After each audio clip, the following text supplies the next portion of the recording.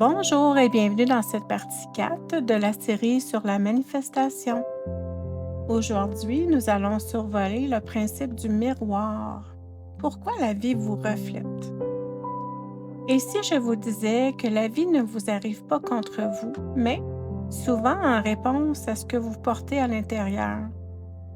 Et si les situations que vous vivez, genre les répétitions, les blocages, les mêmes schémas encore et encore, n'étaient pas des punitions, mais des reflets? Aujourd'hui, nous allons parler d'un principe fondamental de la manifestation. C'est le principe du miroir. Un principe qui peut déranger au premier abord, mais qui devient extrêmement libérateur quand on le comprend correctement. Parce que non, la vie ne nous juge pas. Et non, cela ne veut pas dire que c'est toute votre faute. Alors restons ensemble et regardons cela avec douceur, nuance et conscience. Quand on parle du miroir, beaucoup de personnes se crispent. Elles pensent immédiatement « donc c'est de ma faute ». Donc, si je vis quelque chose de difficile, c'est parce que je l'attire. Mais ce n'est pas tout à fait ça. Un miroir ne juge pas, un miroir montre. Il ne dit pas « tu es mauvais », il dit simplement « voilà ce que je vois ». La vie fonctionne de la même manière. Elle ne dit pas « tu mérites ça » ou « tu n'as pas bien manifesté ». Elle dit plutôt « voilà l'état intérieur depuis lequel tu te déplaces en ce moment ». Le miroir n'est pas moral, il est neutre, cohérent et fidèle. Et cela change tout dans la façon de comprendre la manifestation. Prenons un exemple très concret. Si à l'intérieur de vous, il existe une peur constante, même subtile, peur de manquer, peur de perdre, peur que ça ne dure pas, peur que quelque chose tourne mal. Même si vous essayez de penser positivement, cette peur agit en arrière-plan.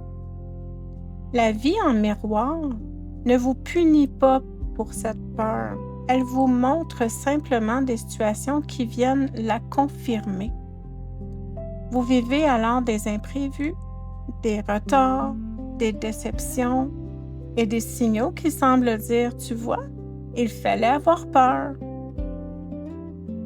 Et souvent, on se dit « j'avais raison d'être inquiet », mais en réalité, le miroir fonctionne dans l'autre sens.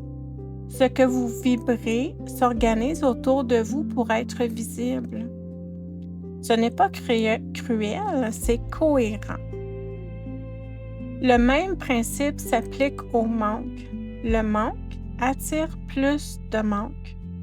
Lorsqu'intérieurement, vous pensez souvent « je n'ai pas assez », je dois me battre pour obtenir, je cours après toujours. Votre système intérieur est tendu, il est en vigilance. Et la vie reflète cet état en maintenant une réalité où les choses arrivent difficilement. L'effort ne semble jamais suffisant et l'abondance semble toujours ailleurs. Encore une fois, ce n'est pas une punition, c'est une continuité intérieure. La vie ne crée pas le manque, elle l'amplifie pour qu'il soit vu. Voici la partie la plus importante de cette vidéo. Prendre responsabilité n'est pas se blâmer. Responsabilité signifie simplement « j'accepte d'observer mon monde intérieur ». Culpabilité dit « j'ai fait quelque chose de mal ». Responsabilité dit « j'ai maintenant la possibilité de transformer ». Vous n'êtes pas responsable de vos blessures d'origine. Vous n'êtes pas responsable de votre enfance. Vous n'êtes pas responsable des traumatismes ou des manques que vous avez vécus. Mais vous pouvez devenir responsable de la manière dont vous vous accompagnez aujourd'hui. Et là, quelque chose change profondément. Parce que le miroir n'est plus une condamnation, mais une invitation.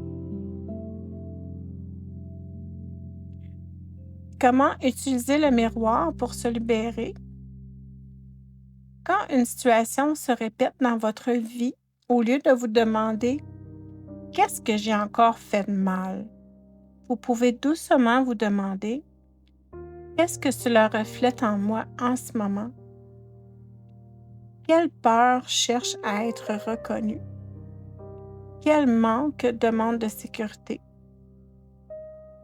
Non pas pour analyser sans fin, mais pour vous écouter avec honnêteté, le miroir devient alors un guide, pas un ennemi. Et à partir du moment où l'état intérieur change, le miroir lui aussi change. La vie ne vous juge pas, elle ne vous punit pas, elle ne vous met pas à l'épreuve pour vous faire échouer. Elle vous reflète avec une fidélité parfois dérangeante, mais toujours juste.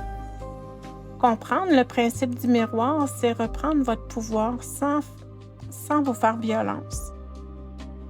C'est passer de « pourquoi ça m'arrive encore » à « qu'est-ce que la vie essaie de me montrer en douceur ».